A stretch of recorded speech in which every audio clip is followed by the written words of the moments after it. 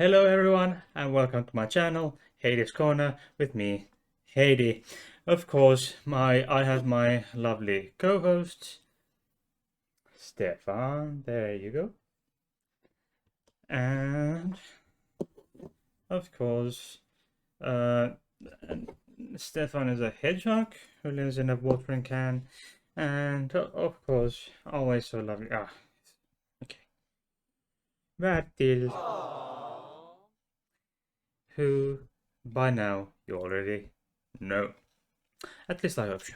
That you know who Bertil is. Uh, anyway, today is the very first episode of my weekly culture show. This culture show will replace Monday news on Mondays. Every month I'll have a culture show on every Monday at 9 p.m. UK, the same time as I had Monday news. And of course uh, I have my Friday show, History with Heidi, still going on. It's still running. History with Heidi is running. It's always 9 p.m. UK, 11 p.m. Finnish time or East European time, which is 2 hours later than or yeah than UK time. Anyway, for this very first episode of my culture show is about the cultural and musical legacy of Freddie Mercury and his impact on culture, on musical culture, the world music, if you will. Today I'll have a very special guest. Um, Someone who you've probably, if you've been watching my videos live or been in the live chat of the premieres, you will have seen my guest's name there in the chats. And wonderfully, they agreed to come on my show to talk about Freddie's music and the cultural impact it has had in recent decades, as well as other the musical influences that have influenced Freddie's music. All right, and then the music that has been inspired by Freddie, which is absolutely wonderful that he has been able to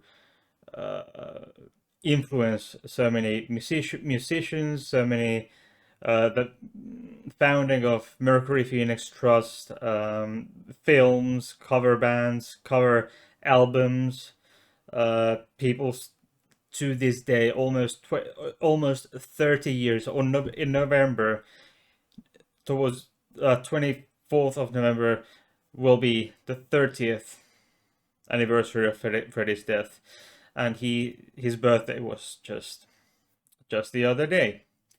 But uh, without further ado, let's go for the guest. So before you go any further, please like, thumbs down if you don't like, subscribe, and click and tickle the notification bell for more such content, so you'll be updated whenever I post new content. Please also check the description box down below. You'll find links, Discord servers, playlists, email address, and such. So please subscribe, like, comment, everything, all the shizzle. Let's go. Yes, our or mine and your favorite guest for today's favorite guest is who? please introduce yourself. Hello, I am Super Ghost UK. A very unusual name. Yeah, I've been basically a Queen fan for most of my childhood, and it basically molded me into the person I am in today. Mm-hmm. Uh, Probably my first ever experience, apart from hearing Queen or Freddie on the radio. In the background was my cousin in Germany just sat me down and just said, "Oh, you know what? Let's watch a movie together, just you and me." So Mm-hmm. he put on Wayne's World, and the most iconic scene in cinema history, where Bohemian Rhapsody in the car and all the head banging, and that single moment just I just fell in love with the music. That did it It's for you. iconic. Yeah, I think everyone's probably had that moment where they've just gone, Bohemian Rhapsody, gentlemen. Oh yeah, sure. Right. That that must have been quite quite something. Yeah, especially as a child, when your mind is young and fresh and Martin full of Freshen imagination. and ready to be molded, I think is the Yeah, word, to a right or correct or not so correct direction. And I think uh, the music tends to be typically always the good choice, unless it's some extremist music, but which is not the topic today. But the music of Queen is always the correct the correct choice. I would say. absolutely. Um, but some may say it's not all that good because Freddie's queer or was queer. Um, what do you say to these people? Um, his music transcends everything. I mean, like it's it, it's not even an insult. It's more just plain ignorance. It's like calling a dog an orange. It makes no sense. Right? Like his music, not even his music, Queen's music, was used in wars to as a form of psychological warfare. Like it's literally ended battles because it was well So to the good. enemy it was awful, but to the American soldiers, to the British soldiers, to the Allied soldiers, it was the sound of victory. I We are think it the was champions. exactly. I think it was either "We Are the Champions" or "We Will Rock You." That Yeah, was you. I can't remember if it was Vietnam or Korea or whatever it was used in. Um, Korea was in early 50s. yeah, Too early. it would have been to a. I can't. It was used in a few battles where Yeah, they would but play. Yeah, regardless of the battle, it was used. it was used, and the fact it can end wars is I think it was oh, was it called Epic Rap Battles of History, where Hmm. it's Freddie Mercury versus Frank Sinatra, and I Hmm. think there's that one line that's absolutely perfect, where it goes, "I didn't leave a mark on history, I French kissed it," Hmm. and I think that's Freddie Mercury down to a T. He didn't leave a little side note to be written on books. He's got albums, he's got movies, he's got games, he's influenced the world that we live in today. Yeah, and it's not. His legacy lives on. It's been almost 30 years since he passed away, unfortunately. Uh, we lost him way too early. But uh, in the previous episode where I talked about Freddie, the part two, I talked about his legacy. It's not his legacy was not just some dusty old records and a few cats and a huge amount of money. Absolutely. It was much more. It it was a wonderful flamboyant gay, queer man. Uh, yes, there was debate regarding whether or not he was bi or gay, but doesn't matter. He liked it. Well, did like getting bent. So there we go. But what we have more importantly is his music, his art, and he's not just the Queen stuff, but the Larry Lurex stuff, etc. And note is Larry Lurex. How queer is that?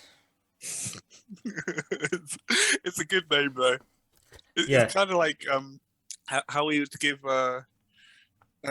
like Elton John and the other members of Queen. He'd give them drag names. I can't. I think it was Sharon Osbourne as well. He would call Sharon Osbourne a different name as well, and it was just his style to be out there. As soon yeah, as you closed the door, he was a shy person, private person, kept himself to himself. Wasn't a trouble to anybody. Just lived his life. yeah. But Uh, once you put him on stage, that was it. He owned it. precisely, precisely. Uh, what he also left. We'll get to the music in a moment, or the live performances Mm. in a moment. But the other legacy we have is the fight or big push forward in the fight for AIDS, fight against AIDS. Absolutely. Uh, Even though it was only about 24 hours before he passed away that he publicly admitted that he had AIDS. Mm. What we are still left with is the Mercury Phoenix Trust, um, and we had the memorial concert the following year, which was or gave plenty of attention to the fight against AIDS. That's So that is his absolutely big true. legacy. Yeah, it's essentially it's the silver lining to it Exactly. all. The fact that yes, he died, but he brought so much awareness to such a terrible disease. I'd hate to imagine like how the world would have been if he hadn't contracted AIDS, or if he hadn't even existed. Then it would have been just something that slowly spread, Yeah. possibly before it got out of control. Yeah, and from the Mercury Phoenix Trust website, they say I'll provide a link in the description box. It they've The Mercury Phoenix Trust has provided 17 million UK pounds to over 1,000 projects in 57 plus countries. And there are 37.9 million people living with AIDS and 1.7 million new infections in 2018 alone. Uh, So uh, these are big numbers. Absolutely. And like without learning about such a horrible disease, we've also found out, for example, there's a gene coding called the CCR5, which which makes you naturally resistant to the HIV virus. And that is But something like it's 1%, less than yeah, 1% yeah, of general populace. yeah, it's ridiculously small, but it's a step in the right direction. Exactly. And there is actually the test for it is incredibly rare and expensive at the moment. For example, in Finland where I live, it's not possible to get the test. It isn't. No, it's so rare because they haven't seen apparently the the people who decide for these things. They haven't seen it deemed it necessary to have the Mm, resources to provide the test. So I think you'd have to go to Sweden or the UK to get the test. yeah. But there Oh, should the test for the gene mutation. But without, I don't know whether or not the funding came from the Mercury Phoenix Trust, but wherever it came from, they are potential lifesavers absolutely. because that is one step forward into into a right uh, right direction in the genome research of AIDS, and that is one big legacy we Freddie left us. The fight he fought, he led a relatively normal life, given his status as a celebrity, an A-list Mm, celebrity. He left. He led a somewhat normal life until he died, and that speaks absolutely. volumes about what kind of guy he was. He lived full. Absolutely. I completely agree with you there. A lot of people forget is that he was just a human. He Hmm. was the same. If you open him up, would all look the same to him, Hmm. and it's such a sad fact that when he was alive, he was met with such uh like they concentrated more on his sexuality or his you know party life or you know whatever to I feel like to him it was all just part of his side life. He was Farouk Bulsara. He Yeah, was then outside he was Freddie. He could, be as extravagant, as flamboyant, as much of a big personality as he needed to be for the time. precisely. It's this is he and it's not just on the cultural um effect on music. It's also perhaps I think a lot of it has to do with the cultural or the change in culture of medicine and how uh, HIV and AIDS patients are treated by the medical professionals. Absolutely. He kind of he basically not only just broke the mold of sort of cultural norms and society norms and medical norms and whatever.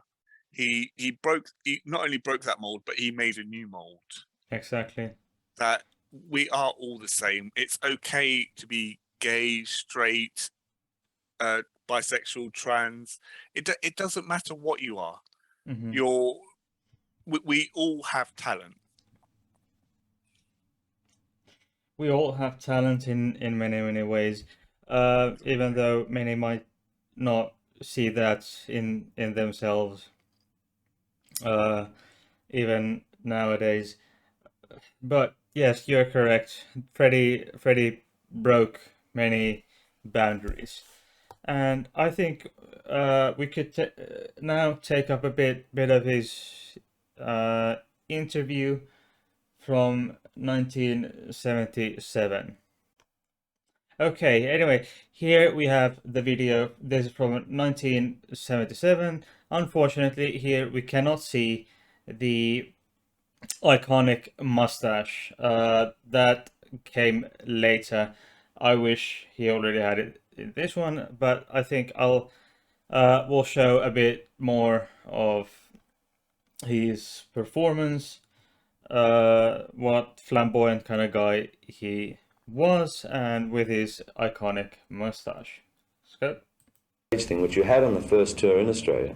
When did that start to evolve on stage? I think we had ideas from the very, very early stages. I think it just developed as we got to do more gigs and as we gained experience and things like that.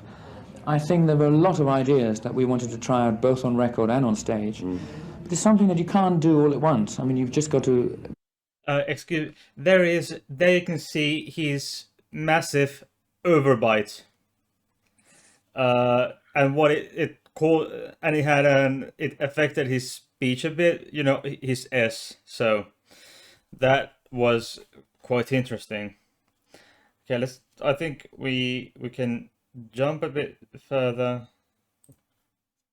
I mean, that was the absolute breakout. Yeah, well, that really tore the market up. Tore the market up and down, didn't it? I mean, it sort of... it just kind of got us a totally different... it got us to a very different area. I mean, the cross-section of sort of the public then was so different. I mean, we suddenly realised we were playing to mums and dads, and I mean, like, the people that were coming to see us were totally different. And I think it was a very good thing, because I'm... Yes, here we can... Okay, I think I can... let's go back. Okay, I think here here's something that we just talked about just a moment ago, that he in private he was a very shy and introverted person. And in this interview, I just wanted to show this because in this one, this was somewhat early on in 1977. You can see he was, still at that point, he was still with an interviewer. He was quite shy, or seemed a little shy in this one. What do you think? Absolutely. When you compare it to some of his later interviews, he's joking, he's flirting, he's been completely out there. Yeah. But in this one, he's relaxed, shy, composed. He's trying to be careful. He's always also trying to cover his teeth as much as possible, and but he's trying to be professional about it. Exactly. And there's it's his he was, until the end, he was such a flamboyant gay guy. He was, which is very very very cute in many ways. Yeah, it's cute to see. And then there's the iconic Live Aid concert we have. absolutely. Okay, I think well, we're gonna get that up now. Okay, here we have the which I mentioned, the Live Aid concert. We go. like status quo, for example. There we have Freddie, Brian May. There, as I mentioned, he's owning up the stage and the crowd. They are at his mercy.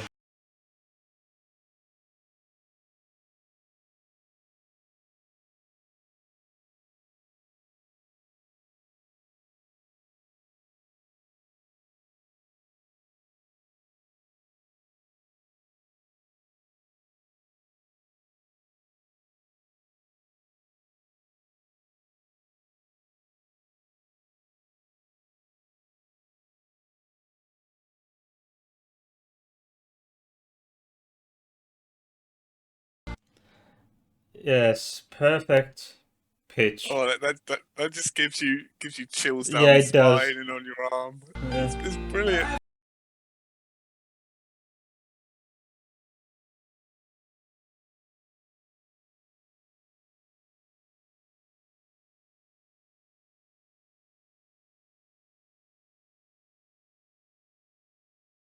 Yeah, wow. And what do we have? Perfect pitch. Absolutely. I love the introduction was done by two comedians called Mel Smith and Griff Rhys Jones from Not the 9 O'Clock News, and that used to be one of their sort of skits, because Not the 9 O'Clock News was a bit like SNL, I guess. Oh, I never heard. And so yeah, that was their sort of introduction, as if like Queen was the royal visitor of Live Aid. But as you saw it, as soon as Queen got out on the stage, they all obeyed Queen. They all worshipped Queen. Yeah, it was certainly so. It just amazing. The the the stadium or the arena, it just exploded. Just It did. exploded. And Freddie had that effect on the live audience. He could just have them on the tip of his finger, which is amazing. If you compared him to, like, say, Elvis had a very sort of select crowd. Elvis was also a good singer And a and a good performer. live performer, but he was his crowd was predominantly younger females, Yeah, while Freddie had everyone. from baby to the elderly. Exactly, male, female, whatever, gay, straight, trans, lesbian. It didn't matter. Not to him. When you're on the when you're in front of him while he's on stage, you're one of his subjects. You're one of the Queen's followings, essentially. Exactly. Yeah, precisely. Wonderful. Anyway, he's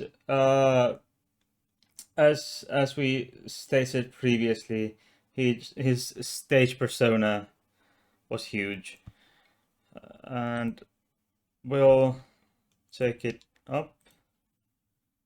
The Live Aid concert. I hope I won't get a copyright strike for showing this. Okay. We have just showing what kind of stage persona he was even further.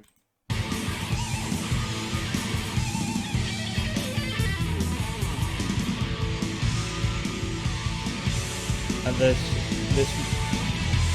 for those of you who do not know, the thing with the broken off mic stand is that on some gig he accidentally broke his mic stand, couldn't get it fixed on the spot, so he did the rest of the gig with the broken mic stand in his hand.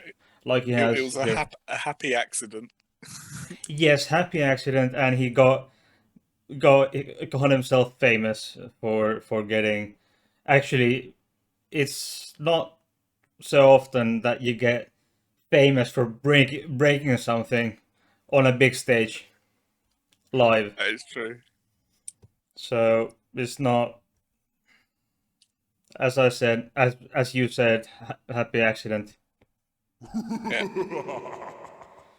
Yeah. Okay. Let's go a bit further with the show.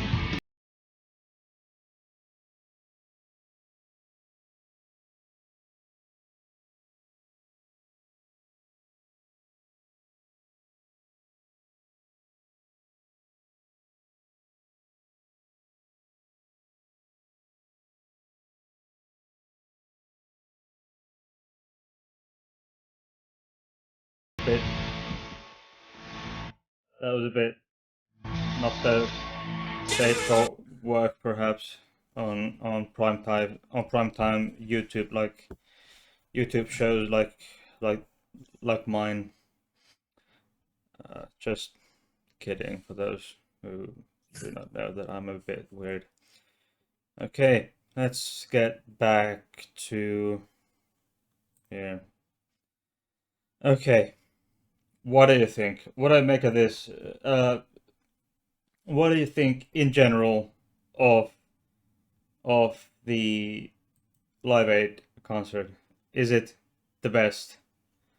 Many say it's the best Queen concert It's ever. it's like calling it the best is an understatement. It was godly. It was uh, not even the Beatles could beat that.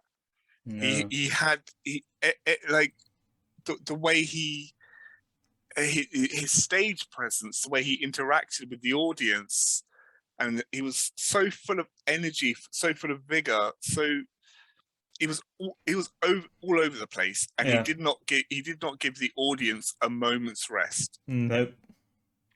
But that was how it was, you know? Yeah, And it's not inherently bad. no, Uh but it wasn't just this show that he was so energetic, but this was something completely different. I think something that the rock world had never seen before, or the music world for that matter, but or the popular music or rock music for that matter. And he had a huge impact on the music scene, and he absolutely. left a huge void. Also, when he passed away, he left a void. Unfortunately, the effect, uh, the effect he had on the music scene could be seen the following year, when they had the memorial concert in memory of to honor the memory of Freddie. There were so many artists, top notch artists. David Bowie, I think Rolling Stones was there. David Bowie, Madonna, Guns N' etc., Roses. etc. So many, and not even rockers, Yeah, pop musicians, yeah, etc. They were there. Everyone was there. absolutely. It united the music world against a common enemy. Yeah, common enemy, and that common enemy, the viewers, being HIV and AIDS. That it has also left a mark on the way we perhaps see how in which way we should and shouldn't treat people with certain illnesses. Absolutely. In this case, that illness being AIDS, or its syndrome rather than a single disease. Um, it it left not just music, it left a mark on society more widely, and no matter where you go, almost almost everyone knows who knows the name of Freddie Mercury. So vast Absolutely. has his influence been on society, more than perhaps any more than perhaps any musician so far in the world history. Many have had a profound effect on music, but not society. Not like Freddie. No. So we have so many aspects of the man. And Uh, even if you haven't like heard of his name, people always recognize the handlebar mustache or yeah, the pose, that the famous pose that he does. yeah, People exactly, recognize either of those. precisely, precisely. Wow, what a man! I mean, I don't think we'll. I I don't think we'll ever have another musician or an artist like he was. Never. Well, you can only hope. Yes, we can. Yeah, we can only hope. I don't know if you were aware, but apparently when Freddie died, Hmm. uh, Queen, one of the first people that they went to see if they wanted to replace him was George Michael, George Michael. I did because not know that. he was very good friends with Freddie, but George Michael declined because he uh, him and Freddie were such good friends, and he didn't think he could live up to his Expectations. standards. Yeah. So then they got oh, what's that guy's name? Not Albert. Hang on, lead singer of Queen. Oh god, I can't remember his name. Adam Lambert. That's it. Ah, yeah, they got him some years ago. Yeah. He's not a bad not a bad singer. He's no Freddie, but he's not bad. Yeah, I'd say he does him proud. yeah, But yeah. he's He does. I've heard him sing yeah, the other Queen songs. he's a good singer. He is an excellent singer. There was a program about on the Finnish telly about Adam Lambert and the Queen doing a world tour, getting some Queen music out there, and etc. etc. He did. I too think Adam Lambert did him justice, He did. He really did. but he did him justice. But he he ain't no Freddie. He Yeah. ain't no Freddie. It's kind of strange. Because Queen and Freddie and they it's kind it's really hard to describe because it's so hard to replace someone so iconic. Yeah, there is no way you can replace him. Anyone so iconic. Mm. But Adam, like by himself, Adam Lambert is a good singer. It's just it's kind of hard to put on someone else's clothes and shoes and pretend to Put be on like them. Put on Freddie's shoes. Yeah, That's a huge task. Um, Well, there's no Beatles without John Lennon or Paul or any of the four. There's no Exactly. Queen without Freddie. There is no replacing Freddie. There is no Nightwish without Tuomas Holopainen.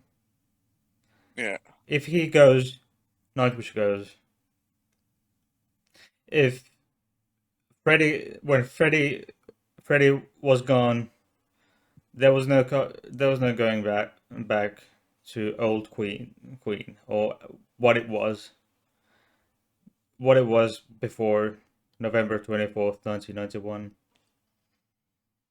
I think probably the best way to put it is that Adam Lambert isn't really replacing Queen; he's just collaborating with Queen. Yeah, I think that's probably the best way to put it, because it's next to impossible. exactly. What I lost my train of thought. Is there any in music in general today? Is there another modern day Freddie? Not a replacement, not an impersonator. Do you see another Freddie a modern day Freddie in rock music or whatever type of music? That's really difficult, because the best way to put it is like when people are you can kind of see a tiny bit of Freddie in different artists, like Lady Gaga, for example. She's a huge Queen fan, Yeah, hence her name. And you can in some of her work, you can get a small hint of Freddie in there.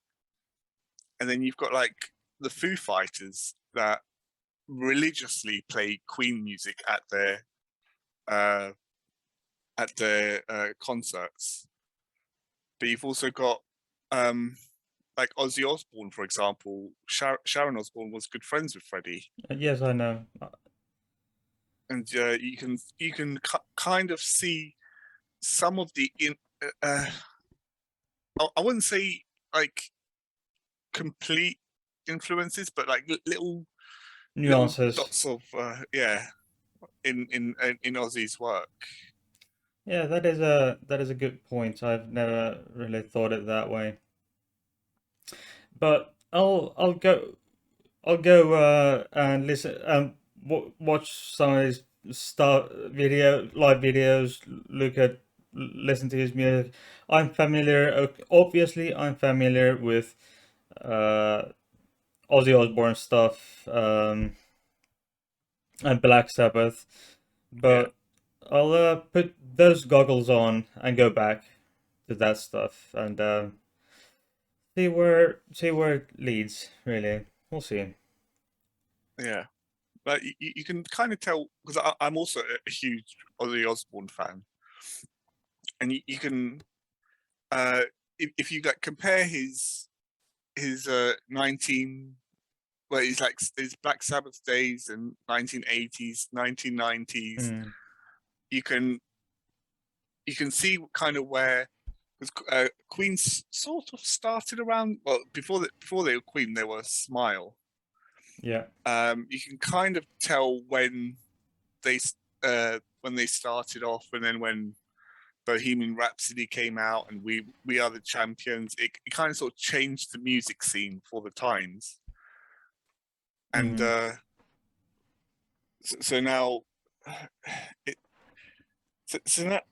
when it sort of comes to music, to modern day music and modern day culture,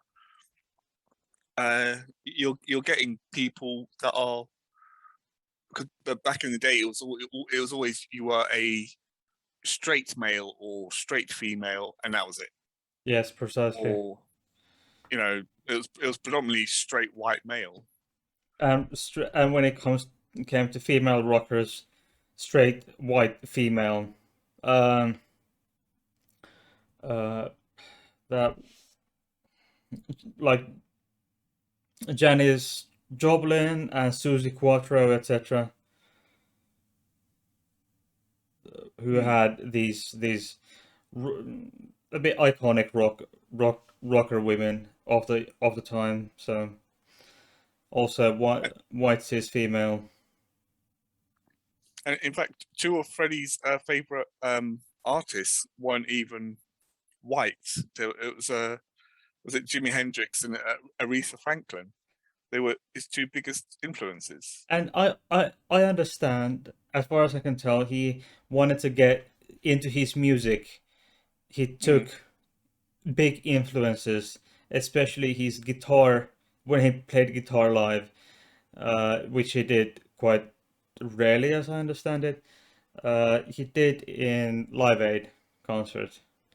As I understand it, he took some, no, intentionally took some influences to his live performance, especially with the guitar directly from Jimi Hendrix. Yeah, I don't know if you've ever seen the picture, but there's such an adorable picture of Freddie. His mother showed it once on an interview, and he said that when Freddie was little, he always wanted to be Jimi Hendrix. Oh, I've heard of that. Yeah, I've heard, or I've read it somewhere when I did some work on the history episodes on Freddie. Yeah, but Freddie, what came from his background was in an ethnic minority.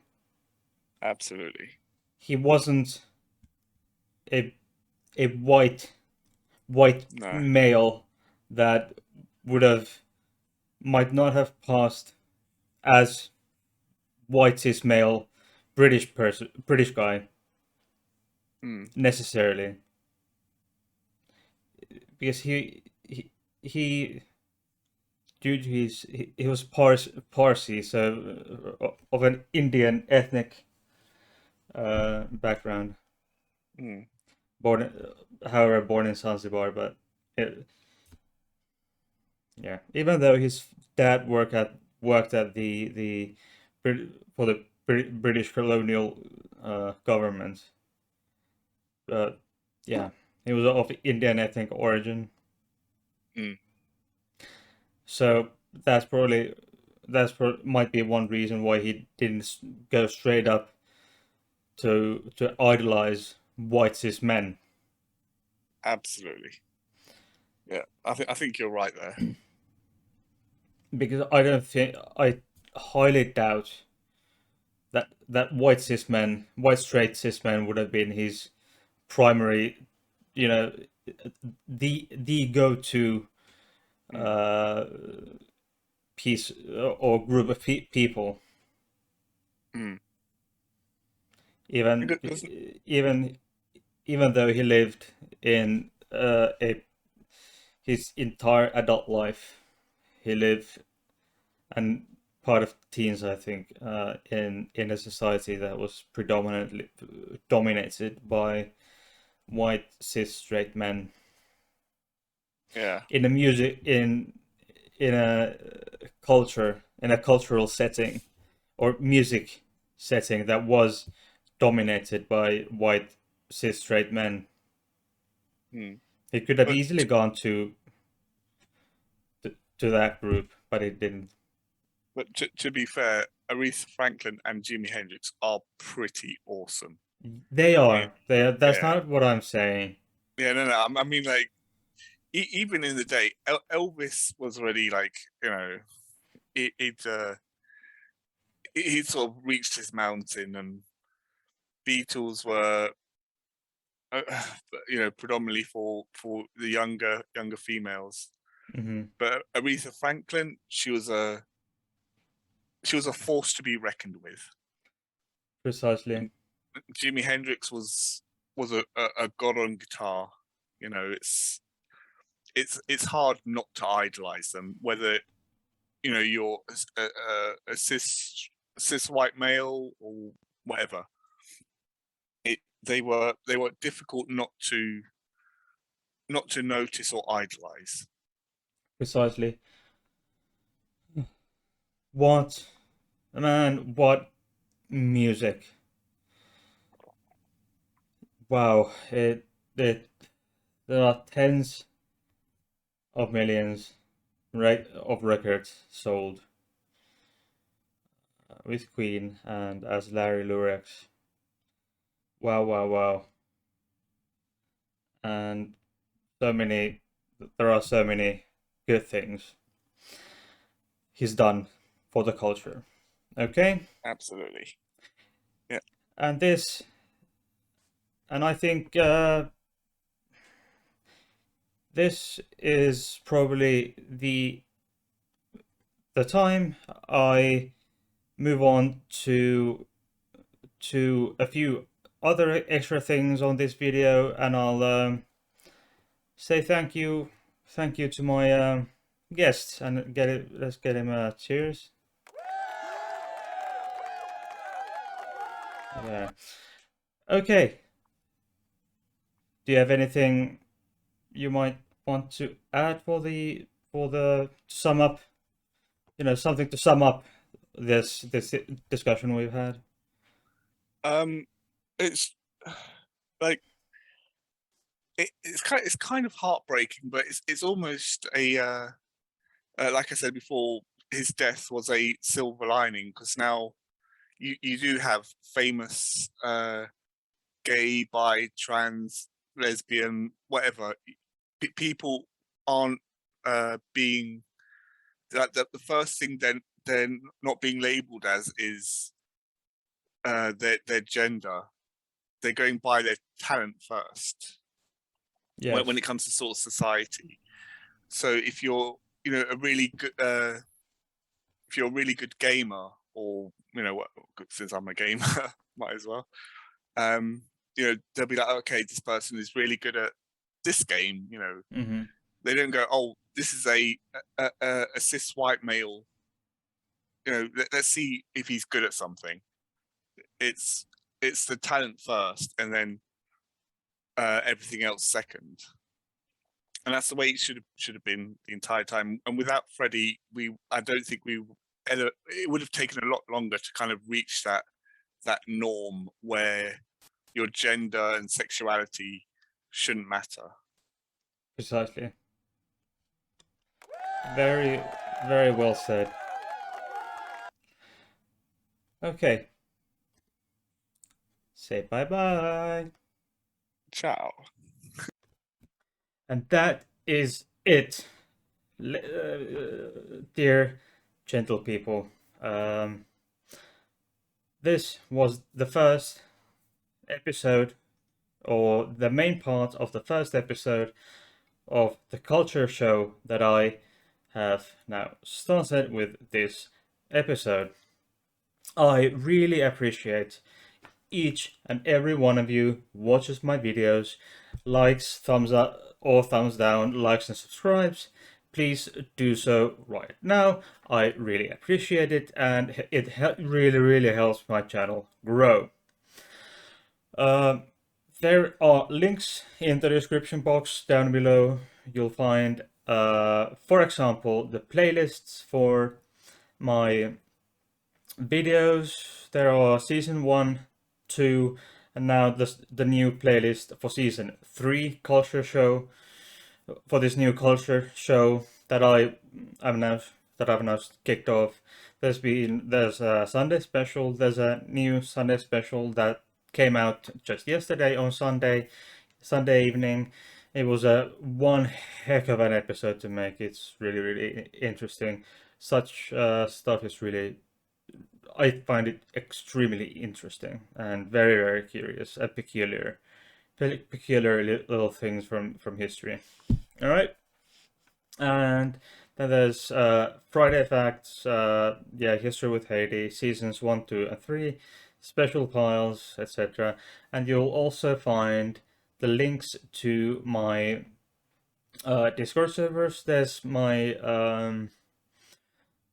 my channel's Discord server, Heidi's Corner or Hades Corner, whatever, however you wish to pronounce it, and then LGBT plus safe space server. Please join these servers. We have interesting stuff going on there. I have announcements of other content on YouTube. I've got the notifications set up there, and wonderful moderators, admins on both servers. Wonderful people, talk of photography, technology behind photography, etc., etc. So please check the links in the description box, and there's also my channel email address, heidiscorner@gmail.com. Please send me email if you have anything specific stuff to comment or ask, or questions, etc. that you do, and comments. Please use the comment section below. I really appreciate it, and of course I appreciate if you watch the premiere as it starts at 9 p.m. Always 9 p.m. 9 p.m. UK live streams and premieres 9 p.m. UK. Okay, thank you very much for today. Say bye to Bertil. Oh, say bye to Stefan. I really like these purple furballs. All right, I will see you on Friday for History with Heidi. Until then, bye.